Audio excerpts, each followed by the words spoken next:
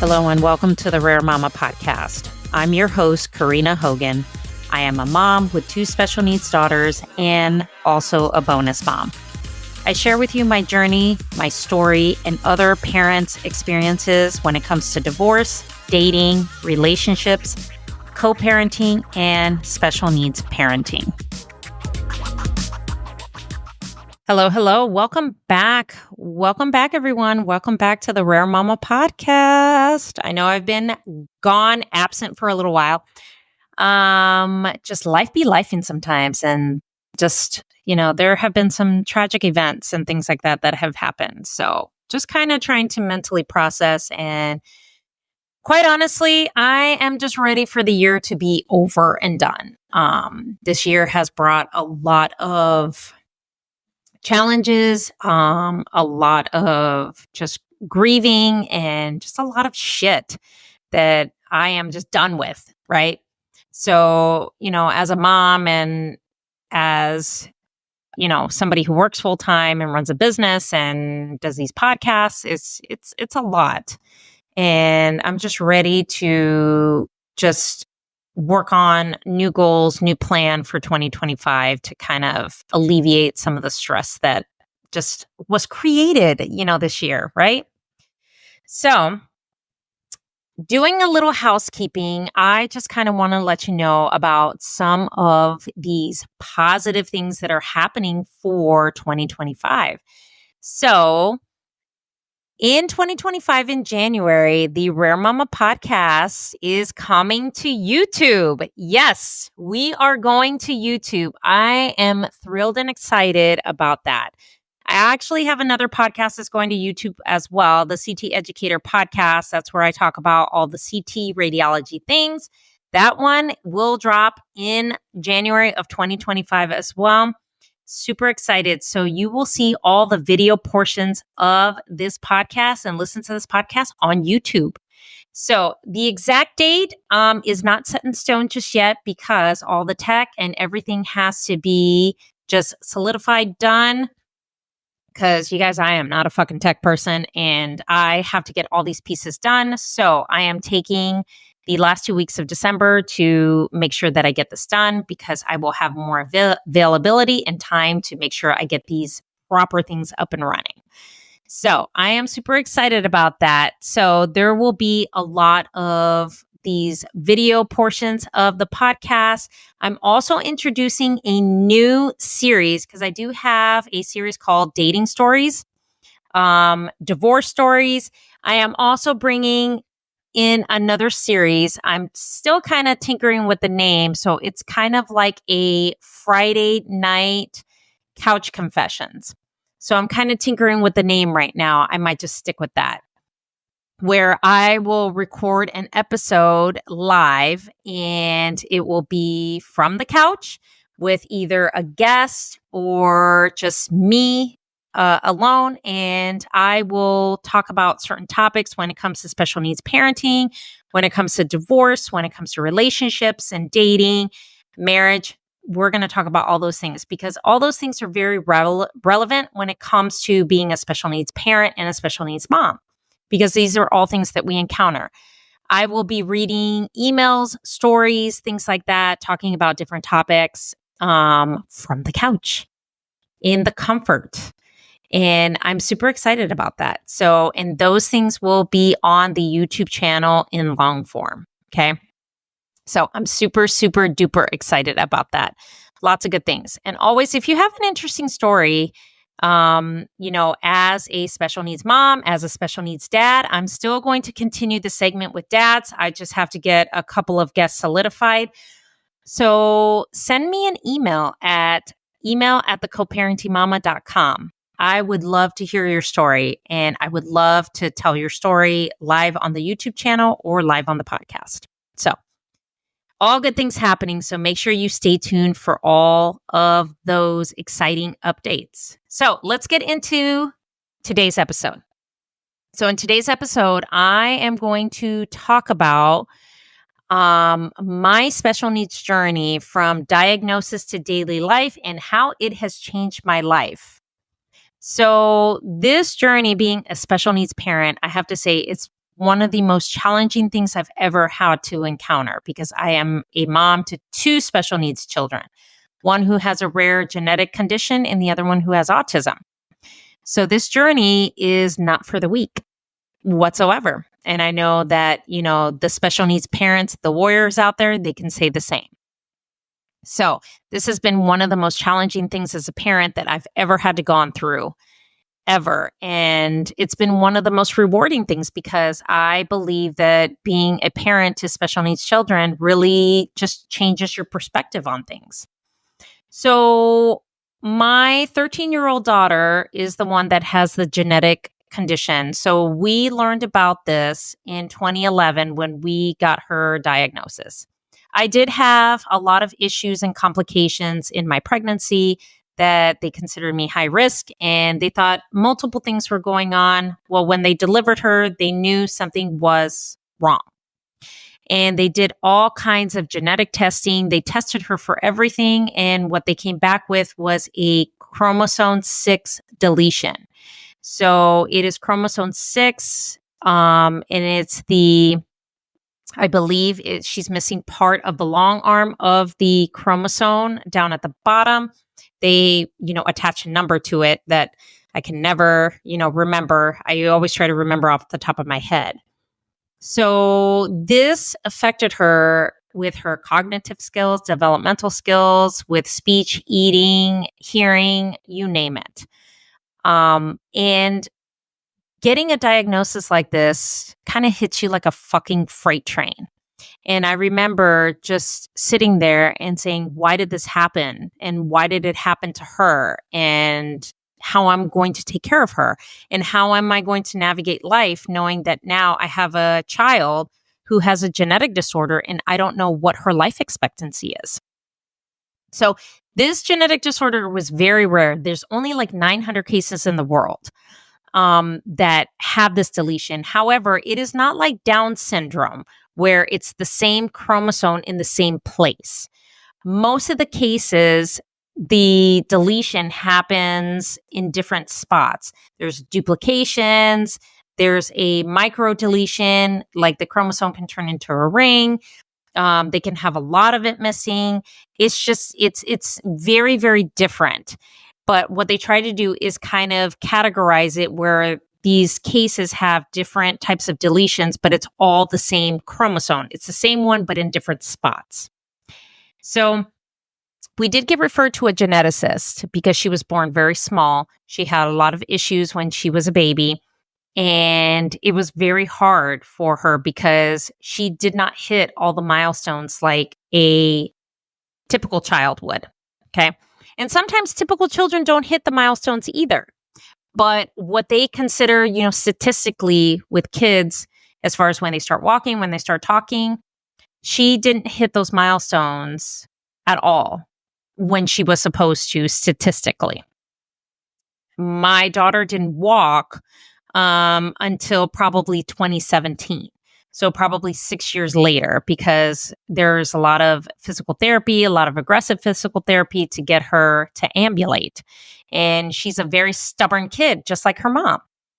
So naturally, as a mom and, as parents with my ex-husband, we felt lost and we felt very confused and we felt alone because we didn't know how to navigate this. And where we were living, we didn't know what kind of help there was out there, like at all. And I remember getting referred to this program and asking them, okay, what kind of help? And they said, well, we really don't know because we've done a Google search and there's really nothing out there.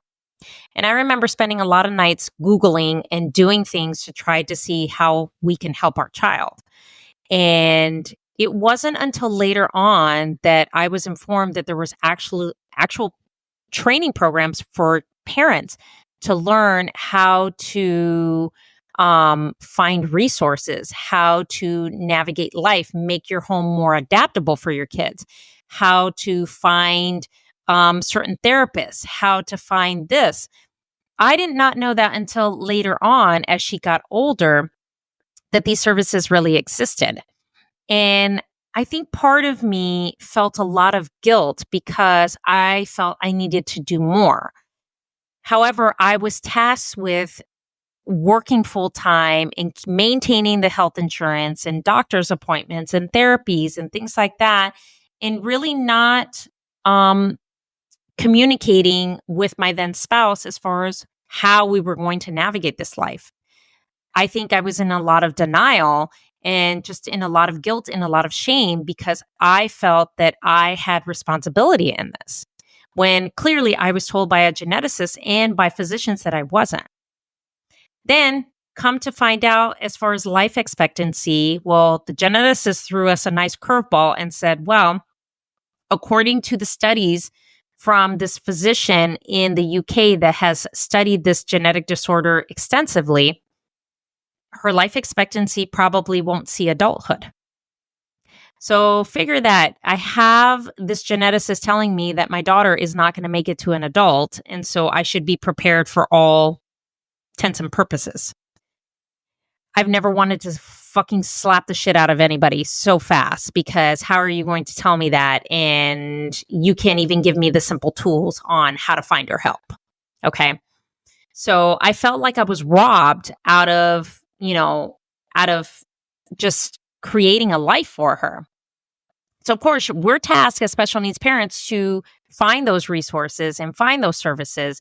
And it's a headache because a lot of it doesn't exist out there. Some are income based. Some of them you have to meet a certain requirement.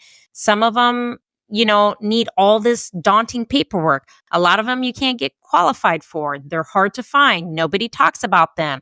They've been cut by federal funding. So it's all those things that we navigate as parents that makes the journey very difficult.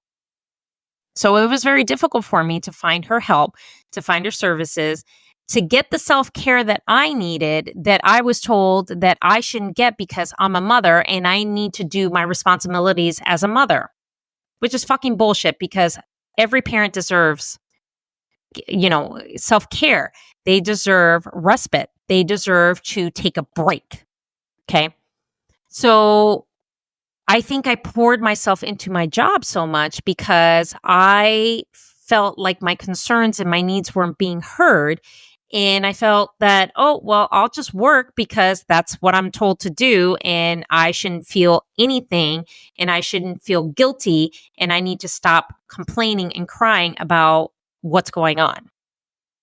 And that's exactly how I felt. So naturally, moving from the state we were in to the Midwest, the power of social media was great because I actually found a Facebook group that's still very much active today on children and adults with the same type of genetic disorder that my daughter has. So, and I was able to ask questions, find out about these parent training programs, find out about different services, find about respite, and just dive into, the different types of grants and the help that they can provide through state resources, which is awesome. And I have applied for most of them. And yes, some of them, some of the resources, yeah, they can be income based, but you just have to ask and just dig in and just tap into them. There's lots of Facebook groups that I am a part of that they're asked questions. They trade off, stories, if there's supplies and things like that. Because I was having such a difficult time in trying to find this, and then also being a working parent and trying to take care of 2 additional children, right?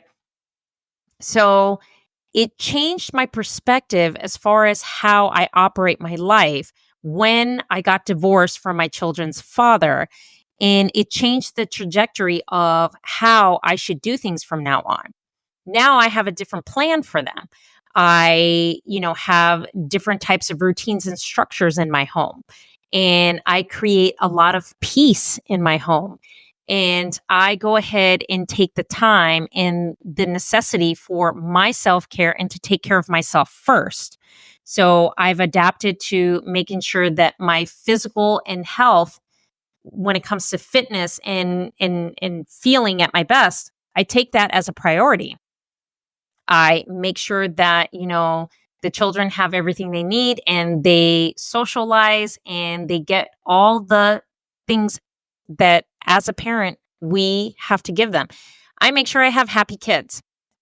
That's the most important thing, is to make sure that you have happy kids, because children with special needs can sense when you are stressed. They can sense when you are angry. They can sense when something's wrong. Even if they are not verbal, they can sense all the things that are going on. And that is just something that I do not want my children to feel when I'm stressed, when I'm angry, and just all the feelings that I'm feeling. That's why I take that necessary time to make sure I have that self-care, which I think as special needs parents, and especially moms and dads, we all need to have. Now, as far as my perspective in this journey, I'm also very careful about the quality of people that I bring into my kids' life. The friends or just anybody that I bring, I have to have quality people around my kids. People that understand, or at least get where I come from as far as this journey, to understand my kids a little bit better, to make sure that they understand, okay, I can't do this activity because it overwhelms them. So having a good support system and having good quality people around the kids, which is not too many people that come around my children anyway, but that is super duper important when it comes to navigating this journey as a special needs parent. It has changed the way that I look at relationships with people, romantic relationships with people. I am very cognizant and very careful about who I choose to date, who I choose to have a relationship with, and who I choose to bring around my kids when I know that I am in a serious relationship and it's going to be for the long haul. I'm very careful when I do that, because it is a lot to bring into a relationship, especially when you have a mom who has special needs kids and it's more than one. It can be a tough challenge for that other person. And it's not something that I impose on them. I always am very open and honest and say, this is my story. This is my journey. This is what comes with me.